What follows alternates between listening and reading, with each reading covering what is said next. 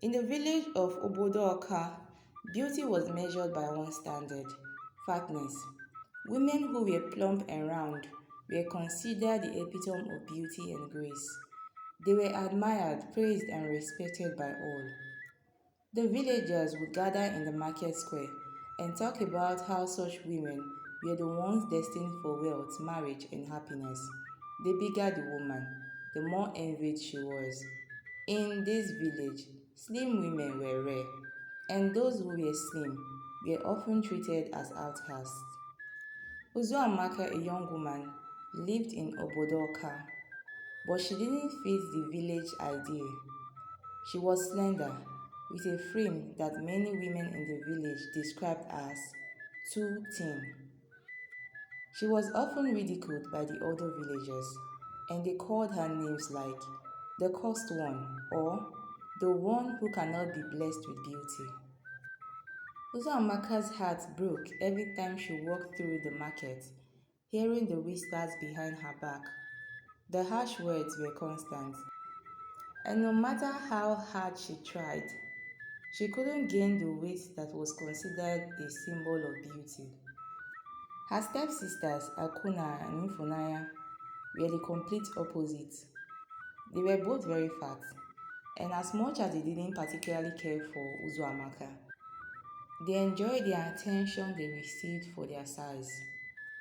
While Uzoamaka was scorned, they were adored by everyone, which only deepened Uzoamaka's pain. They often laughed at her, making her more isolated in a village that celebrated everything she was not. Every morning, Uzoamaka would wake up with a heavy heart. She would stare at her reflection in the water, looking at her slim figure, wishing she could change. She would try to eat large portions of food, hoping that one day the weight would appear, but it never did. Her stepsisters would sit in the corner of the house, laughing at her efforts. "Look at her," Akuna would say. "No matter how much she eats, she will always be skinny." Ifunaya would join in. "She's cursed. The gods must not have smiled at her." As the days went by, Uzamaka tried everything she could think of to gain weight. She sought advice from elders, the wise women of the village, and even the herbalists who lived in the outskirts of the village. One elder, Nneka, told her to drink a special mixture of herbs that would make her body fuller. But when Uzuamaka followed the advice, nothing changed. Another woman told her to bake a potion made from palm oil and honey. Again, it did nothing. Desperation began to creep into her thoughts.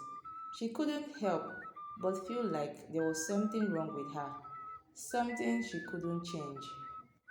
Her stepsisters would often tease her, saying that she would never find a husband because of her small size. "Who would want to marry someone so small?" Akuna would laugh. "A real man wants a woman with some meat on her bones." Uzamaka would just sit quietly, trying to ignore the hurtful words, but deep down, they stung more than she ever cared to admit. As the days passed, the ridicule from her stepsisters and the villagers grew worse. One day, while walking through the village market, Uzamaka met a woman named Obiageli, who claimed to have special remedy that would help her gain weight. Obiageli had heard about Uzumaka's fleet and promised that she would fix the problem. Uzumaka, desperate and willing to try anything, eagerly listened as Obiageli explained her solution. "You need to drink a mixture of palm wine and plantain leaves every morning," Obiageli said, her voice full of conviction. "This will make you gain weight and will finally have the figure you desire." Uzoamaka was hopeful. She thanked Obiageli and began the treatment the very first day.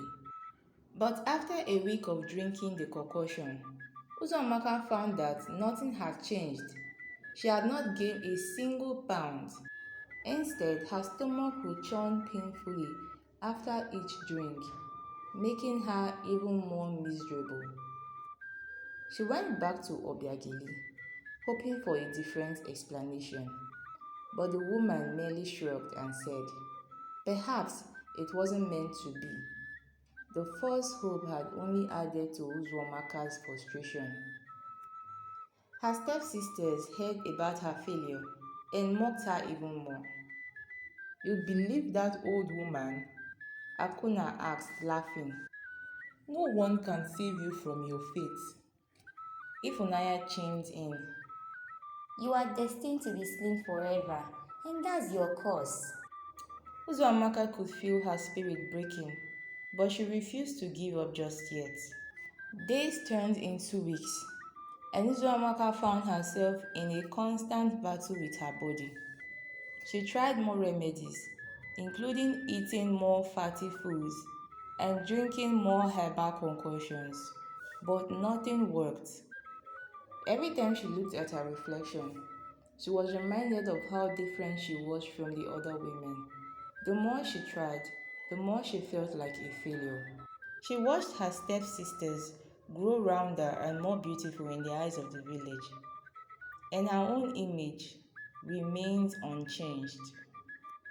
One evening, as she sat alone near the village river, she began to cry. She had tried everything and had received nothing but mocking and disappointment. "Why can't I be like others?" she thought, her heart heavy with sorrow. "Am I cursed?" She thought of the days when she was a child, before the mocking had begun, and she wondered if she would ever be free of the pain that her appearance brought. But as the sun began to set, something inside her stirred. She realized that maybe, just maybe, she didn't need to change. Maybe the problem was not her body, but with the way others saw her. Maybe she was beautiful just as she was, even if no one else could see yet. One afternoon, while walking through the village, she encountered a woman named Chijioke, who had recently returned from a distant town. Chijioke was known for her kindness and had a reputation for being helpful. She approached Uzoamaka with a sympathetic smile. "You poor thing," Chijioke said. "I have heard of your troubles, and I have the perfect solution for you. I have a special cream made from the oldest oil and herbs. If you use it regularly, you will surely gain weight. The villagers will no longer mock you, and you will be the beauty you deserve to be."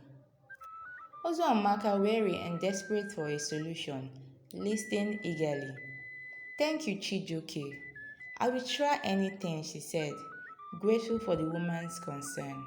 But after using the cream for several weeks, Uzomaka saw no changes. Instead, her skin broke out in painful rashes. When she went to Chijoke for answers, the woman was nowhere to be found. Her kindness had been nothing more than a facade. Uzomaka realized that people were more interested in taking advantage of her vulnerability than helping her. Her heart sank further, and she wondered if anyone truly cared about her well-being.